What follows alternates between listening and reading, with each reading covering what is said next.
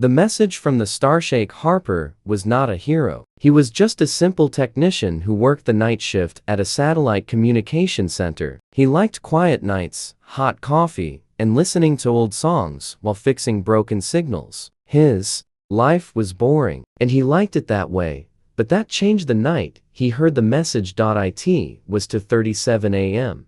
Jake was half asleep at his desk, sipping lukewarm coffee and watching meaningless data scroll across his screen. Then suddenly, the signal monitor beeped. A strong pulse came from a deep space satellite, one that hadn't worked in years. Jake sat up straight.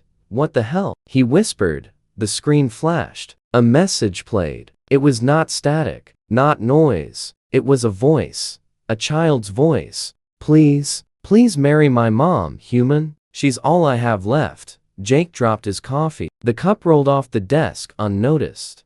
The message repeated again, clearer this time. A strange accent, but soft. "Sad. Please marry my mom, human. She's all I have left." Jake stared at the screen. Is this some kind of prank? He ran diagnostics, checked the signal. It was real. It was coming from deep space. But it didn't match any known language code yet. Somehow, his systems translated it perfectly. Then the voice stopped. Silence. Jake didn't sleep that night. The next morning, things got weirder. Jake opened his fridge to grab milk. Instead, the fridge spoke. "Message received. Awaiting your decision." He froze. Did my fridge just talk? He slammed the door shut and stepped back. Was he dreaming? Was he losing it? The fridge beeped again. "The child is waiting." That's when the lights in the apartment flickered. The mirror in his hallway shimmered. Jake looked into it and saw not his own reflection, but the face of a child. Not human. Silver skin. Big glowing eyes. Jake stumbled back. "Don't be afraid," the voice said. "My name is Zico. I'm sorry for scaring you." Jake gasped. "What are you?" Zico looked at him calmly from the mirror. "I'm an Aurelian. My kind is almost gone. I sent the message because I need help. I need you." Jake shook his head. "Why me? I'm just a guy who fixes signals." Zico's voice cracked, like he was holding back tears. "Because you heard me, and no one else did," the child explained. His planet, Thal, or 5, was dying. His mother was sick. Their people had been attacked in a great war. Only a few survived. There was a treaty, an ancient intergalactic agreement called the Hope Pact. If an alien family formed a bond with a human, something deep, like marriage, they could ask for asylum on Earth. "But I don't even know your mom," Jake said, "and I'm not husband material." Zico looked down. "If she dies, I will be alone, and without her, I won't survive either." Jake felt something stir in his chest. Pity? Guilt? Maybe both. Still, it was too much. Too fast. "I need time," Jake said, but time was not something they had. That night, Jake was followed. He noticed strange shadows near his building. A black van with no license plates. Static on every electronic device. His phone rang with unknown numbers, and when he answered, no one spoke. Only the sound of breathing. Back at his apartment, he locked the doors and shut the lights. Then the cube appeared. It floated in midair, glowing blue. A quiet hum filled the room. Jake stared as the air shimmered again, and Zico appeared, not in the mirror this time, but standing in front of him. Small, scared, real. "I had to come," Zico whispered. "They found out you received the message." "Who did?" Zico turned his head. His eyes darkened. "The ones who destroyed my people. They don't want the Hope Pact to work. They want us erased. Completely." He held out the glowing cube. "She's waiting. Please, Jake, come with me. Just talk to her. Just see her. If you still say no, I'll never ask again." Jake looked at the cube, at the boy, at the darkness outside his window. This wasn't just about marriage anymore. It was about survival, about choosing to help someone who had nothing left. Jake took a deep breath and reached out. The moment his hand touched the cube, everything turned white. "You want me to WHAT?" Human dragged across the stars for alien wedding. Jake was falling, or floating, or both. Everything was white, not empty, but too full. The air itself was buzzing with light. His body wasn't moving, yet the world around him was spinning fast, like a blender full of stars. Then silence, darkness, and suddenly, a crash. Jake hit the floor with a thud, groaned, and rolled onto his back. Okay, not dead. That's a good start. He opened his eyes and nearly lost his mind. He was inside a gigantic room, metallic walls curved upward, glowing softly with lines of green energy. Floating orbs hovered above, rotating silently. A window showed a swirling purple sky with no stars, only lightning that cracked across space. Where? What the hell? He muttered. Then he heard footsteps, small ones. Zico appeared, carrying the same glowing cube. You made it, the alien child said. We're on my ship now. It's hidden between dimensions. Jake sat up, rubbing his head. You're seriously gonna have to explain that whole between dimensions part later. Zico smiled faintly. We don't have time. The council will find us if we stay too long. You need to meet her. My mother. Jake blinked. You mean the alien woman I'm supposed to marry? Zico nodded. Jake laughed nervously. I thought I'd meet someone's mom for tea first. Maybe a handshake. You're skipping a few steps here. Zico didn't laugh. She's weak. She used too much energy sending me to find you. She's resting in the sanctum chamber. Please, come. The corridor they walked through felt alive. Lights followed their steps, like the floor itself was aware. Every door they passed pulsed with a faint hum, and symbols floated in the air, unreadable but beautiful. Jake tried not to freak out. I still don't get it, he said. Why me? I'm not brave. I'm not smart. I'm not even married. To myself, kid. Zico glanced up. Because you listen. The Hope Pact doesn't choose warriors. It chooses those with heart. Those who don't turn away from a cry for help. That shut Jake up.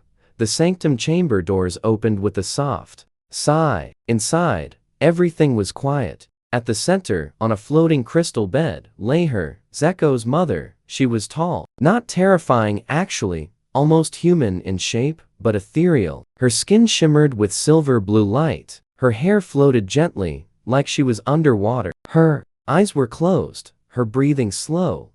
Jake stood frozen. Zico walked forward and touched her hand. Mother, he's here. Her eyes opened slowly. They were deep violet, ancient, and tired. Human, she whispered. Thank you for coming. Jake stammered. Hi, I'm Jake. Just Jake. She smiled weakly. Just Jake. A good name. Zico explained the situation quickly. The council is coming. They know I used the cube to reach Earth. We have little time. If you say yes, the marriage bond can be initiated. She'll gain enough protection to survive the transfer. Jake panicked. Wait, transfer? What transfer? The mother spoke. Our kind cannot survive long in your dimension without a tether. The marriage bond is more than a formality. It's a lifeline. Is this legal? Jake asked. I mean, space marriage? Is there like an intergalactic priest or something? Zico raised the cube again. The cube does everything. It binds, records, and protects. You must only say the words, I accept the pact. Jake stared at the cube, then at the woman, then at the kid. Do I get a honeymoon? He muttered. Then suddenly the ship shook violently. An alarm sounded. Red lights flickered along the ceiling. Echo's eyes widened. They're here. Outside the ship, a massive shadow floated into view. Black metal, spiked wings, glowing red core. It wasn't a ship, it looked more like a flying beast made of steel and smoke.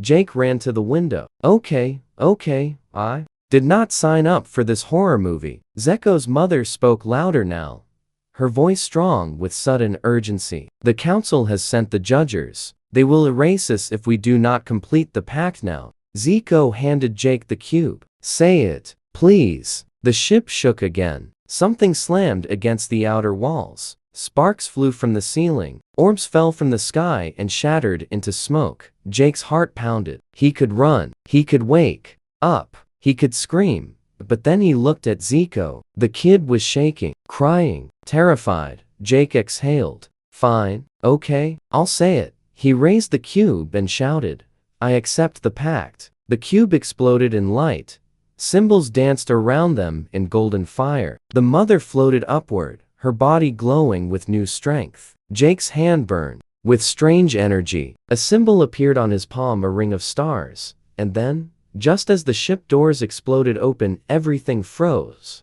Time stopped. A voice echoed in the chamber. The pact has been accepted. The hope has been restored. The judgment must wait. Jake blinked. The attackers outside were frozen mid-air. Like statues, the cube dimmed. Zeko's mother opened her eyes, fully awake now.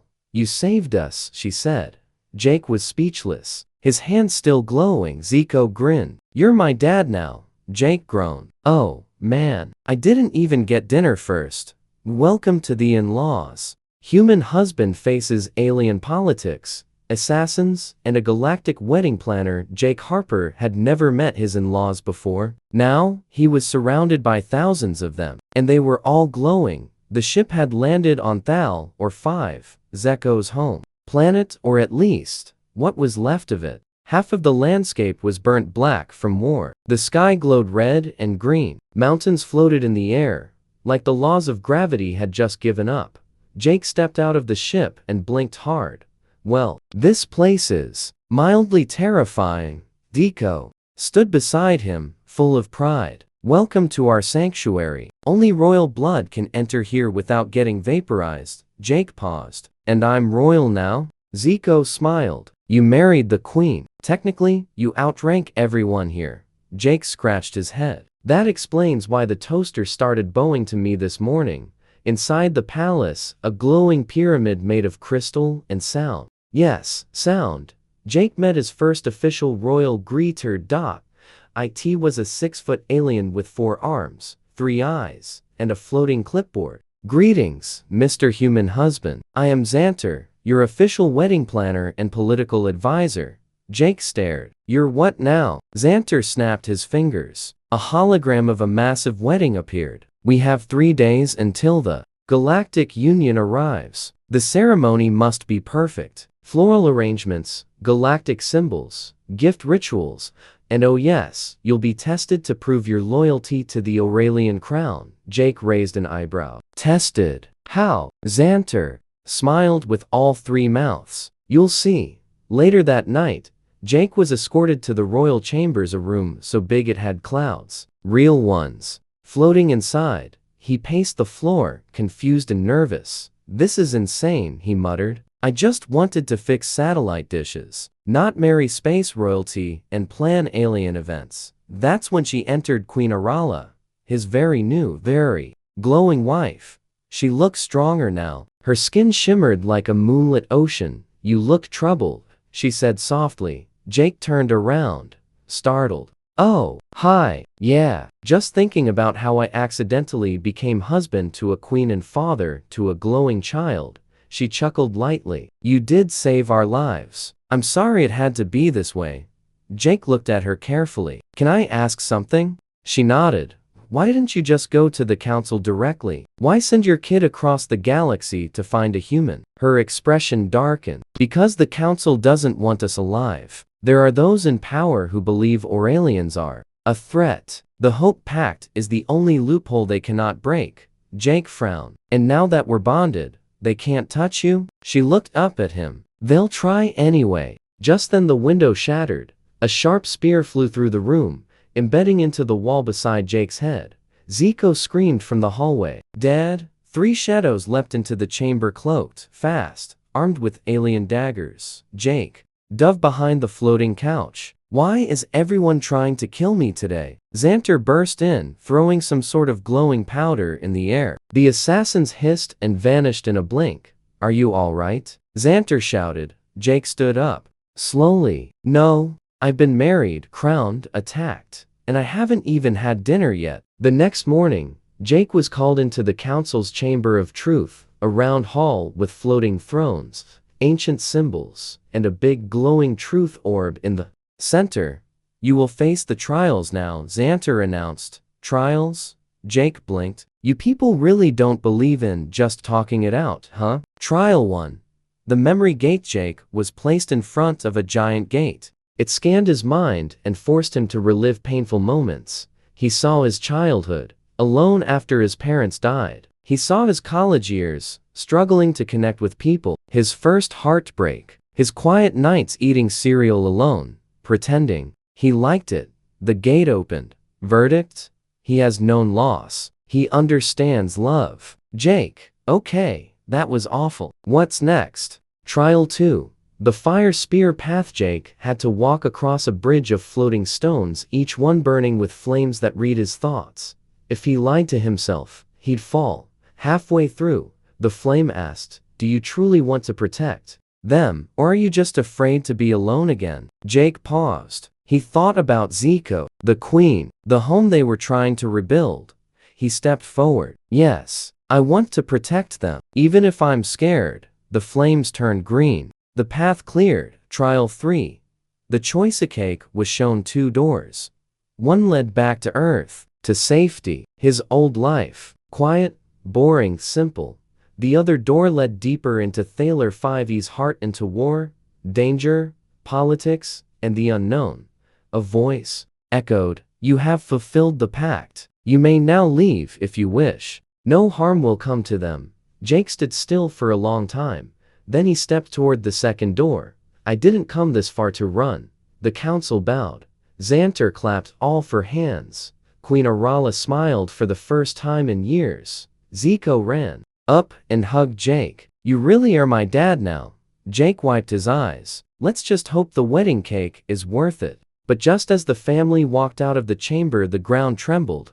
A message flashed across the palace. "Incoming. Union ship fleet detected. Unknown energy signature." Xanter looked at the sky and paled, which was impressive for a creature already pale blue. "That's not the Galactic Union. That's something else." Arala grabbed Jake's hand. "They found us. And they didn't come to negotiate. The wedding crasher from the stars, a mysterious being, arrives to stop the marriage before the galaxy falls apart." The palace shook again. Harder this time. Cracks formed in the walls. Holograms glitched. The glowing chandelier above flickered like a dying star. Jake grabbed Zico and ducked behind a support beam. "Is it just me, or do alien wedding plans come with a lot of explosions?" Xanter, the royal wedding planner, rushed in, floating 6 inches above the floor and shedding blue feathers from stress. "This is not normal. That fleet is not on any diplomatic register. Their energy signature is ancient, unknown, dangerous." Queen Arala stepped into the room, her face pale. "They're masking themselves, but I recognize the pattern. This is pre-cataclysm tech, lost to time. Only one being could access it." She trailed off. Jake stood. "Who?" A silence fell over the room. Arala turned slowly. "My first husband." Flashback. The forgotten war 1,000 years ago. Alien time. Don't ask. The Aurelian queen had been part of a powerful ruling pair, she and Varric, a brilliant commander and scientist. They were loved, feared, and respected. But Varric had a secret. He believed the Hope Pact was a weakness. He wanted to purify the Aurelian race, remove emotions, remove ties to other species, including humans. When the council refused his plan, he declared war, not with weapons, but with something worse: artificial extinction, tech that drained planets, systems that erased memory. In the final battle, Arala used a forbidden spell to banish him and sealed away his mind in the Vault of Shadows, deep in the dead moons of Thaler, or so she thought. Back in the present, Xantar's 6 eyes flickered. If it's him, he's not just here to stop the marriage. He's here to erase the pact forever. Jake's jaw dropped. "Wait.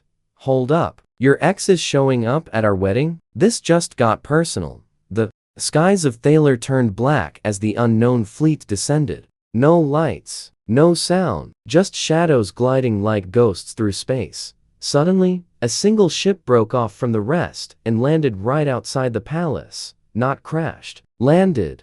Deliberate. Controlled. The Aravalyak, Arala, Zico, and Xanter stood at the main entrance as the ship's ramp opened. Out walked a figure, tall, silver armor, no face visible, but his presence was overwhelming. The air around him bent like heat, even the ground pulsed beneath his feet. Then he spoke, voice low, echoing like thunder inside the mind. Arala, you have broken the cycle. You bonded with the human. You betrayed your kind. Queen Arala stepped forward, calm but firm. You were gone, Varric, lost to madness. The pact is the only way to survive. Varric turned his head. His armor shifted. He looked at Jake. This is the creature you replaced me with? Jake raised his hand sheepishly. Hi, big fan of not dying. Varric took one step forward, and the palace trembled again. He must be removed. The pact must be unbound. If he lives, the hope spreads again. We cannot allow that. The Kalangelian law was weird, but clear. If two Aurelian bond pairs existed in the same bloodline, and one was ancient and unsealed, a trial of claim could be made. Not in court, not with lawyers. In combat. Jake blanched. You want me to fight this guy? He's 7 feet tall and glows like a nuclear fridge. Xanter whispered. Technically, you don't have to win. Just survive. Oh, that's so comforting. Varric raised a fist and a massive arena emerged from the ground outside, formed by nanobots crawling from the soil. Jake was pushed into the center. The duel begin. Jake stood in the arena, armed with a glowing stick, not a sword, not a blaster, just a stick. Seriously? Zico yelled from the crowd. Dad, it's a pulse rod. It responds to emotion. Jake muttered, so do toddlers, but I don't expect them to save my life. Varric entered the arena like a storm. His fists became blades, his body surrounded by dark energy. He charged. Jake barely blocked the first hit. The pulse rod shimmered. Each time he thought about running, it weakened. Each time he focused on Zico, Arala, the people counting on him, it glowed brighter. Strike, block, dodge, roll, panic. At one point, Jake literally tripped over his own foot, ducked under a swing, and accidentally smacked Varric in the knee. Varric stumbled.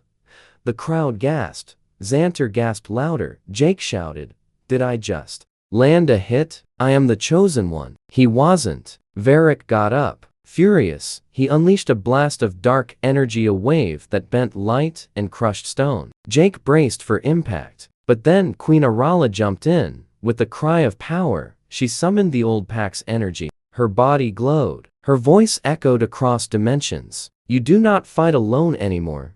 The arena exploded with light.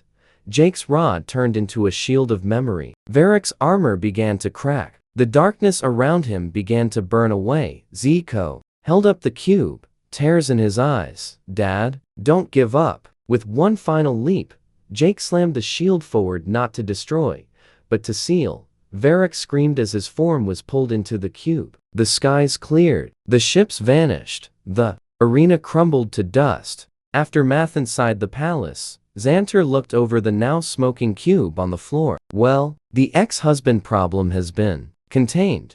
Jake collapsed into a royal couch. Tell me normal alien weddings don't have this much drama. Xanter blinked. This was actually mild. Queen Arala walked up to Jake, smiling. You saved us all. Again. Jake smiled back. Still waiting on that honeymoon though. Vows and violence. The galactic wedding finally begins. But who invited the time thieves? The palace of Thal or 5 had never looked so beautiful. Glowing. Banners floated mid-air, made of pure light and music. The sky shimmered purple gold. Alien flowers bloomed in slow motion, their petals humming ancient Aurelian wedding songs. Entire mountains hovered around the palace like celestial guards. Jake stood in front of a mirror, wearing a royal suit that adjusted itself every 5 seconds based on his anxiety levels. Okay, he whispered. This is it. Wedding day. Galactic wedding. No big deal. Just marrying a space queen while hosting ambassadors from 49 alien species. Totally normal. Thursday. Xanter floated in, holding a clipboard the size of a mattress. We're 5 minutes from the ceremony. The Galactic Union's council ship just entered orbit. The Hydran Prince is here. The Slime Guild sent 4 blobs this time, and someone named Timekeeper Kylux arrived with a gift wrapped in anti-reality thread. Jake blinked. Timekeeper who? Xanter frowned. We didn't invite them. The Wedding begins. The sands of guests filled the glowing amphitheater built above the floating palace gardens. Representatives from nearly every known civilization had come, glowing beings, crystal-skinned delegates, even a group of sentient mushrooms, who kept applauding everything, even the chairs. Queen Arala floated down the aisle in a dress woven from starlight. Her crown hovered just above her head, shaped like the Aurelian galaxy itself. Jake stood at the altar, hands sweating, knees weak. Then the ceremony began.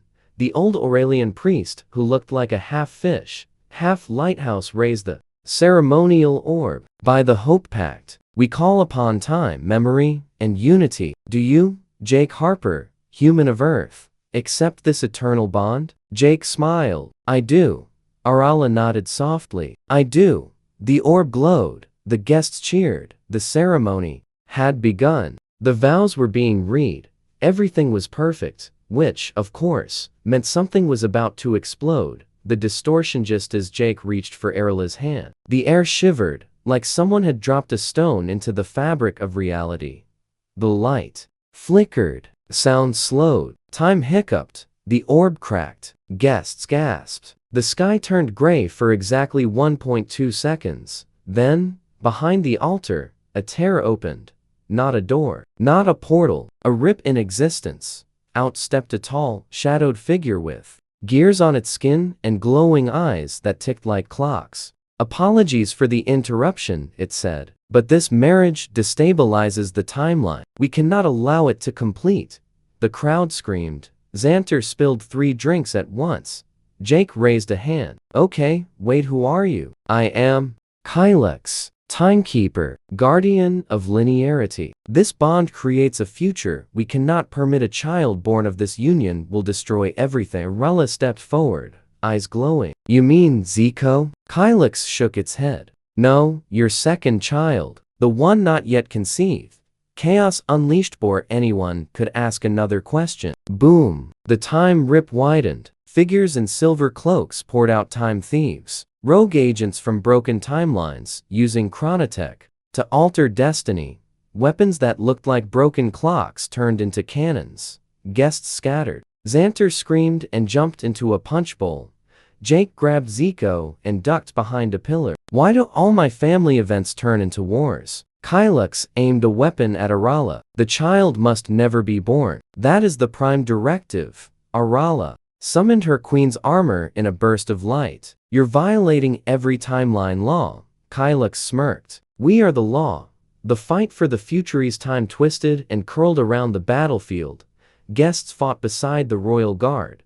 Jake activated his pact, marked the glowing ring on his palm. A shield formed around Zico. Arala fought like a star goddess, bending time with her hands, redirecting pulses, creating moments of stillness. Jake spotted Kylix activating something. A C-RON-O-Pod.IT pulsed with future energy, and at its center was a vision, an older version of Zico, holding the hand of a sister, a girl, glowing brighter than anything in existence. Behind her a galaxy in flames.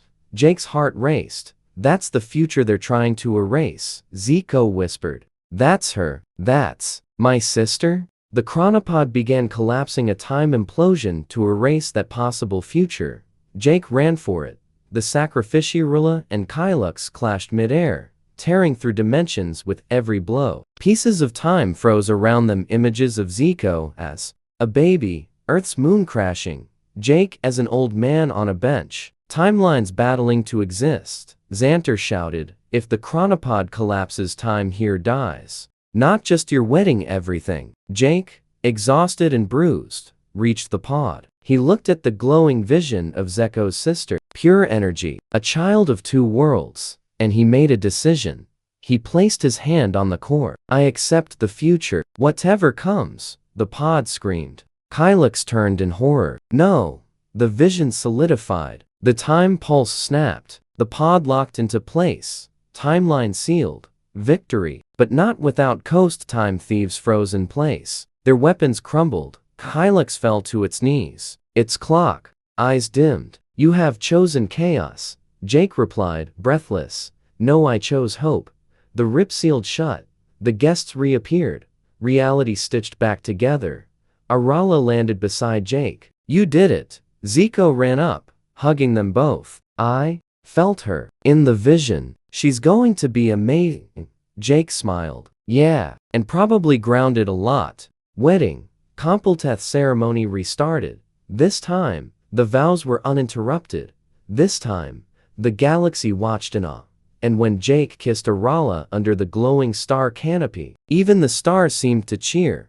But far, far away, in a place outside of time, a figure watched through a mirror of broken timelines. Varric, no longer sealed, smiling. "So the second child is coming. Good. Now, the real story begins." Heir of the Rift, a new life, a new threat, and a secret hidden in Jake's human DNA. 6 months had passed since the wedding. Thalor 5 was healing.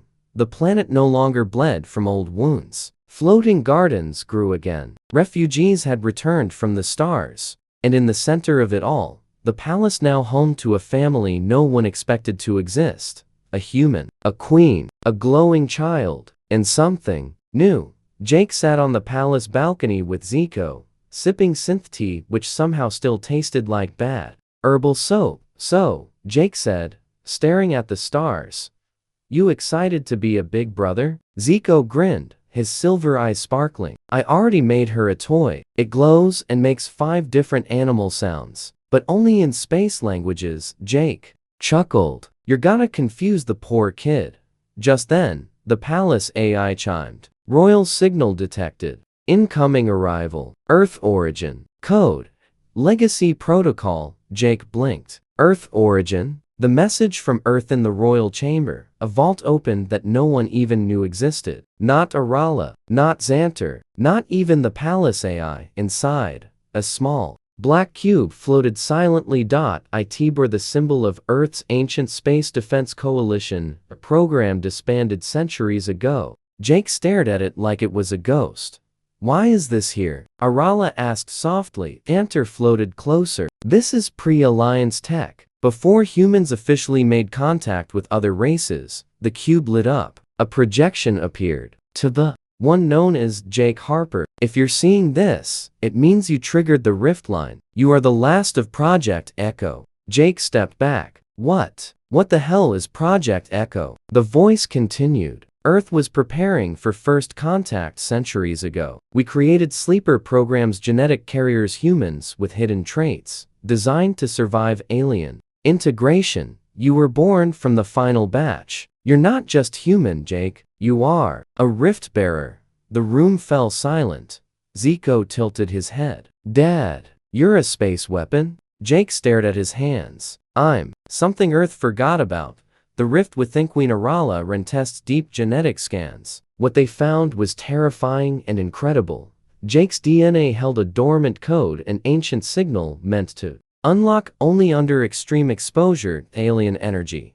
The Hope Pact, the Time Battle, the bond with Arala, it activated him. He now had access to the Rift Core, a hidden energy buried in forgotten human bloodlines, powerful enough to bend reality itself. But it came with a cost. If left unchecked, Arala said, reading the results, this energy will collapse your body, burn you from the inside. Xanter floated by, flipping through scrolls. "There's one solution. The Rift Child."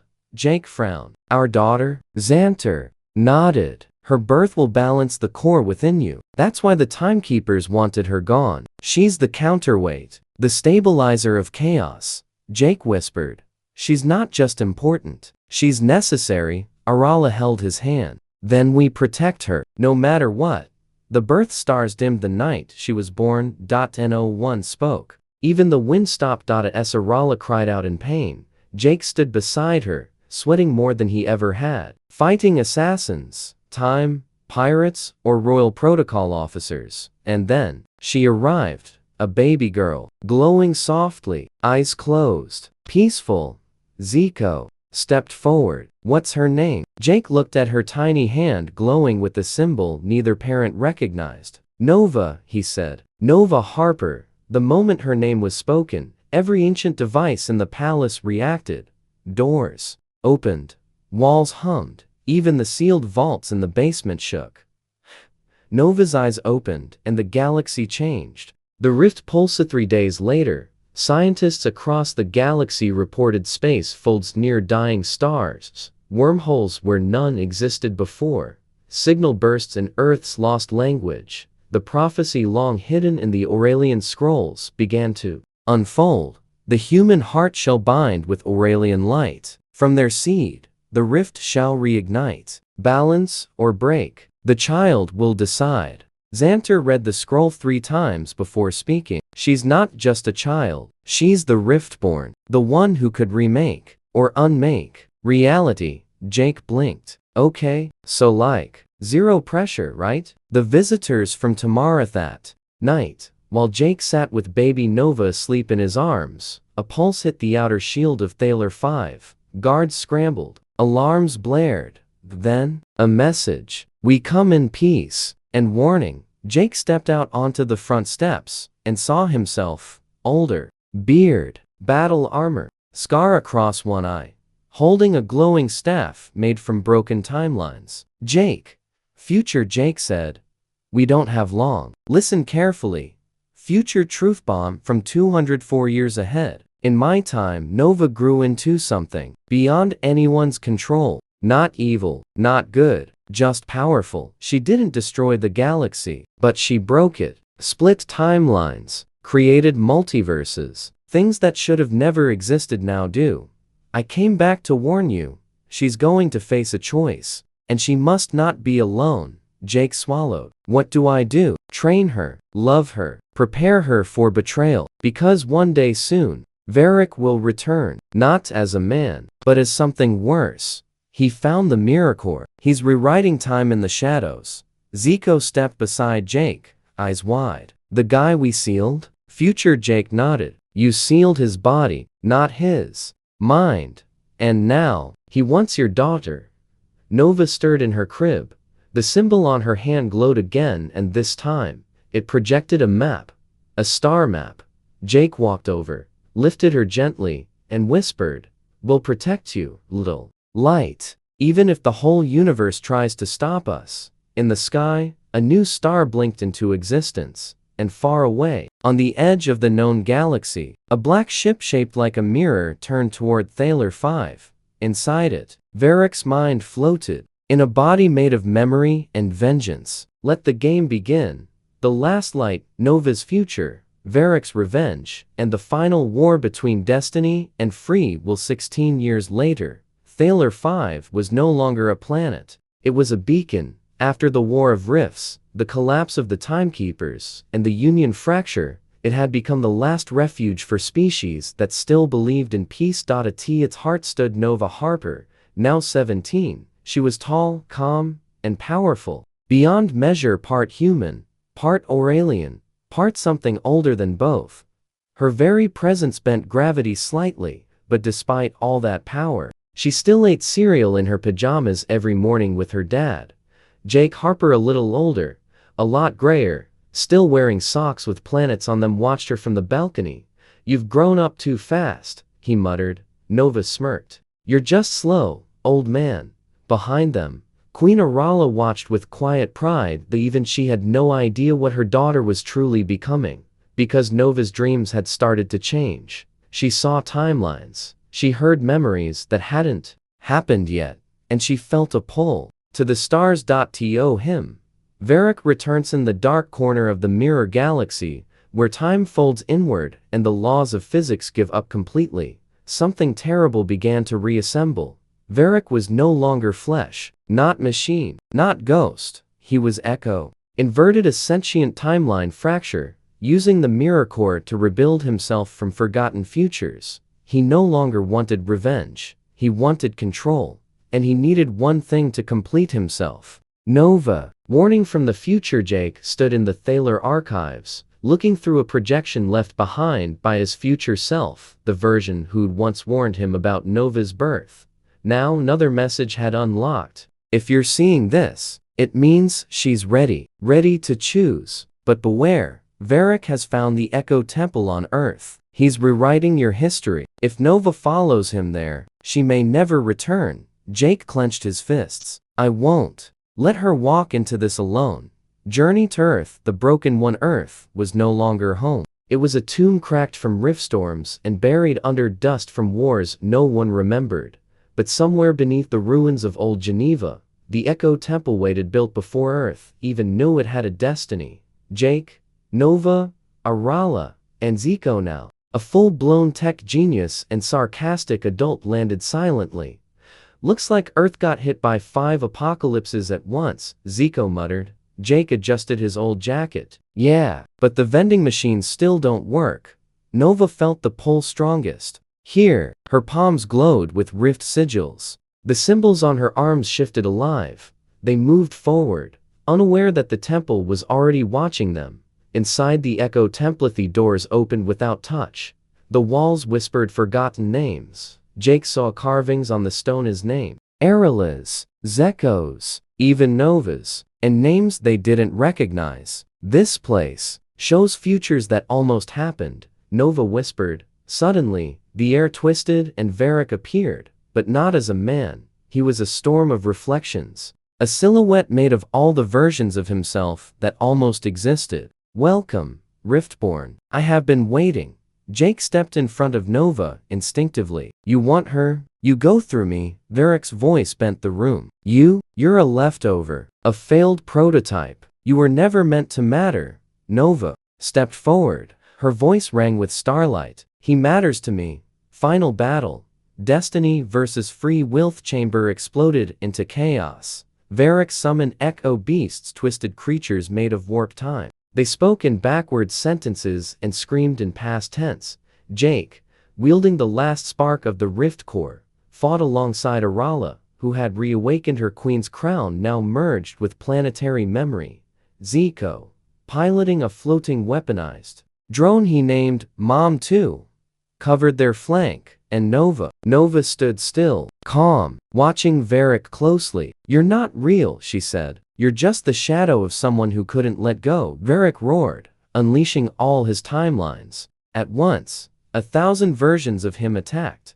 Nova raised a hand and froze them mid-air. I am not your tool. I am not your end. I am mine. The air cracked. Time wept.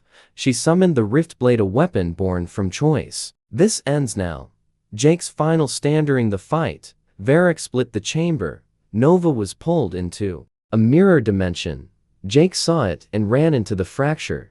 Inside, everything was broken: time, gravity, hope. Varric cornered Nova. You cannot deny what you are. You are the end. Jake stepped between them, bleeding, shaking, glowing faintly with the last of his riftlight. She's not the end. She's the beginning. Varric stabbed forward. Jake pushed Nova back and took the hit. The Choichanova screamed. The world slowed. Jake smiled. You got this, kid. His body turned to light, not dust. His final energy entered Nova's heart, unlocking the last layer of her potential. And suddenly, Nova saw everything. All timelines. All outcomes. She saw one truth. I don't have to kill you, Varric. I can rewrite you. With one movement, she used the Riftblade, not to destroy, but to heal. Varric shattered not into death, but back into the man he used to be. Quiet, human, weak, forgotten. He wept as he faded. I remember love now. The new Donth Temple collapsed. The storm ended. Earth, somehow, began to breathe again. Nova, floating above the ruins, looked to the stars. Her father was gone, but within her, Zico walked up beside her. So, what now? She smiled through tears. Now we build a galaxy where no one needs to become a weapon. A future Dad would have wanted. Years Laterra monument stood on Thaler 5, a statue of Jake Harper, simple, smiling, holding a wrench in one hand, and a baby in the other. Underneath, the words, one man, one choice, one light. The galaxy's first true fire. No. Now a leader, a teacher, a symbol of balance. The rift close. Not with force, but with family.